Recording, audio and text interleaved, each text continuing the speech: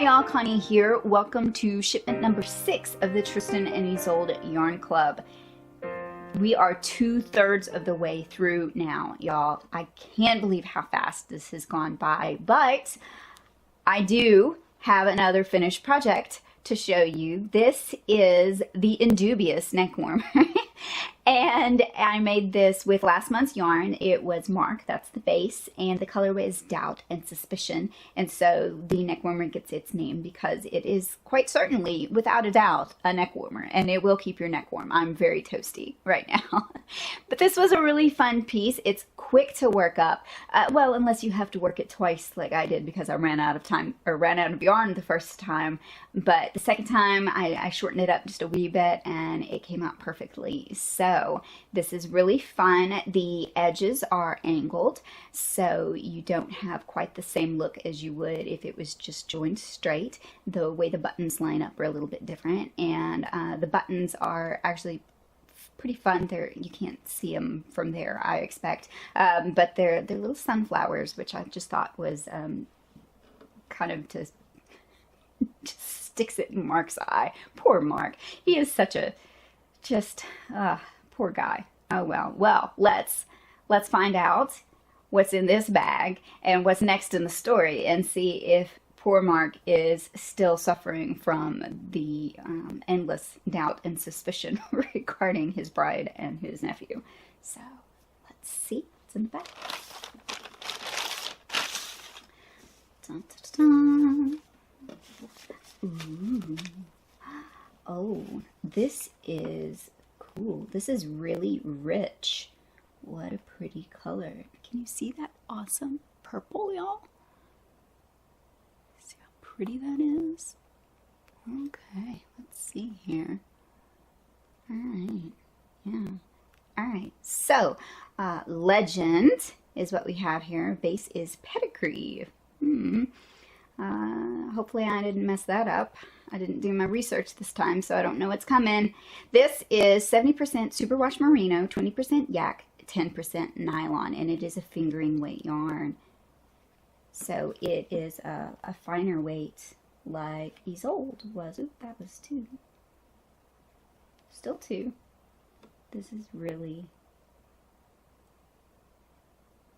yeah, there we go. Cool. This is pretty. I like this deep, rich color. All right, well, let's find out more about it. Yeah, I skipped ahead. I went right to the yarn instead of trying to read the notes first because I know that you would just tell me to skip and look ahead. So let's see what she says now. All right. This yarn in this shipment is the one that I knew right from the beginning would be part of this club. I've really been looking forward to sending it to you.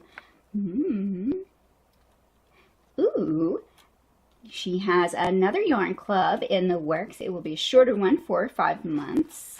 Fun, fun. Okay, see, there it is. If you haven't already, open the bag and take a look at the yarn before reading further. I knew. That's why I just skipped right ahead.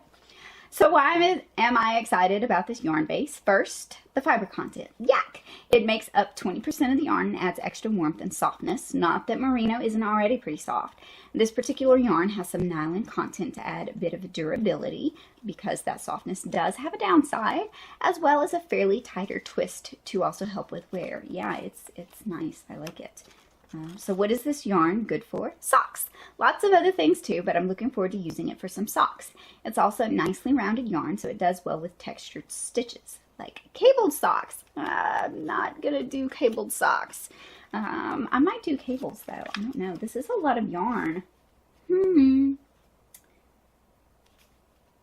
Or it's gonna stump me like Isolde has. That's still, I can't figure out what to do with Isolde. I will though, because I really, really like it. I think that's my problem with Isolde. I like the yarn so much. I want the project to be perfect, which is silly. I need to just go with it and make something. I'll get back to it. All right, anyway, because yak fiber is a darker color, this yarn base starts off fairly dark, rather than the usual ecru color most yarns I dye. So when it is dyed, it deepens the color. Not great for trying to get a pastel, but jewel tones look amazing on this base. I've included a little bit of yarn, a merino nylon blend that has been dyed in the same exact color as this month's yarn. I've tied that little sample with a bit of the undyed legend base, so you can see the starting point for this yarn and the dye color I used and compare that to the resulting yarn. Cool. This month's goodie ties into the story along with being cute. It's a really useful travel tool. And, oh, secret notes. Yes, Merold was a better choice for the secret project that I'm working on. Let's see what the goodies are. What is this? Puppy snips. I don't know what puppy snips are.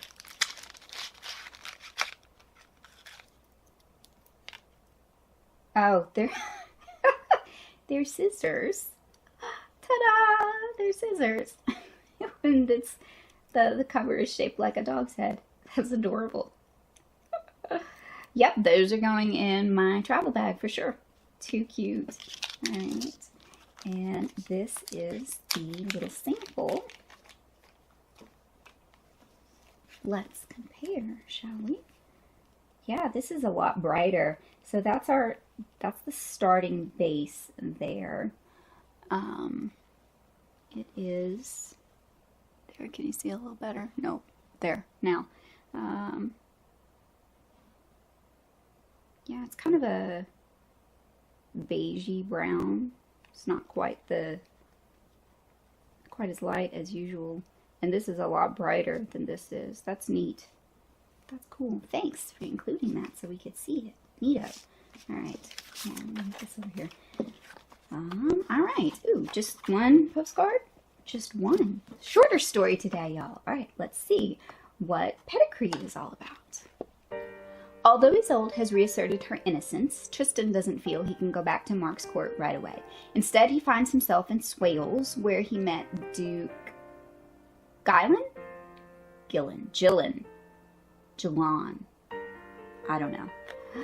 But instead of being a gracious guest, Tristan spends a good chunk of his time moping. I'm going with Gillan. However, has a cure for that. His little dog, Pettigrew. Gillan sends for the dog, which is placed on top of a large purple cloth. Purple. The dog, a gift from Avalon, is under an enchantment and wears a gold chain with a bell attached to it. When the bell sounds, it immediately cheers everyone who hears it. Tristan is so gladdened by the dog, he is determined to possess it so he can send it as a gift to Isolde. But Gillan does not want to let go of his prized possession. Naturally not. Gillan's land is beset by a giant who demands tribute, cattle, sheep, pigs, in exchange for leaving the people of Swales alone. Tristan decides to get rid of the giant, and in return, he secures a promise from Gillan that Tristan will receive anything he asks. Tristan finds the giant at a bridge and declares his intent to kill the giant. Ergen has a pole which he uses as a weapon, and he throws this pole at Tristan. The knight dodges, but unfortunately his horse is struck and killed. Oh man. Tristan strikes back with his lance and is able to hit the giant in one eye. While the giant is distracted, Tristan strikes again and cuts off his hand. Another strike delivers a blow to the giant's thigh. At this point, the giant is distraught and flees, clutching his severed hand. I would too. How would we crochet? Oh, that'd be terrible. I'm blind in one eye too? Jeez. Tristan decides Gillan needs proof the giant has been defeated, so he follows the giant. Ergen has arrived at his castle and left his hand inside while he searches for healing herbs. Tristan arrives while the giant is gone and takes the hand. When Ergen finds his hand gone, he chases Tristan, who once more strikes Ergen, this time in the other eye. Blinded, Ergen is unable to defend himself, and Tristan pushes him over the edge of the bridge where he falls upon the rocks below. When Tristan brings Gillan to the spot to prove he has taken care of the giant, Tristan asks for his reward, the little dog Pettigrew. Gillan counters with an offer of his sister and half of his possessions, but Tristan refuses. Gillan reluctantly hands over the dog, and Tristan sends it off to Isolde with a note. In her response, Isolde tells Tristan that Mark is once again accepting of their innocence and begs him to return to court. As for the dog, Isolde doesn't like having her love pangs banished by the sound of the bell, so she breaks the bell off the collar, renewing her feelings of sorrow, which she seems to take pleasure in feeling. That doesn't surprise me at all. The sorrow doesn't last long as Tristan soon returns to court, and the two lovers renew their affair. Although they are able to keep their physical closeness a secret, they are not able to hide the way they look at one another, which Mark quickly picks up on, yeah, doubt and suspicion. Still there. I'm telling you what, man. Don't mess with it. All right, so legend. I don't know what I'm going to do with this. This is a lot of yarn, and it's really fine, but I don't know. Giants and eyeballs and severed hands are not really inspiring me right now for crochet designs. Well, we've got bells, the little bell that the dog wears, and rocks that the giant fell upon. I don't know. I'm going to have to think about it. But this is cool.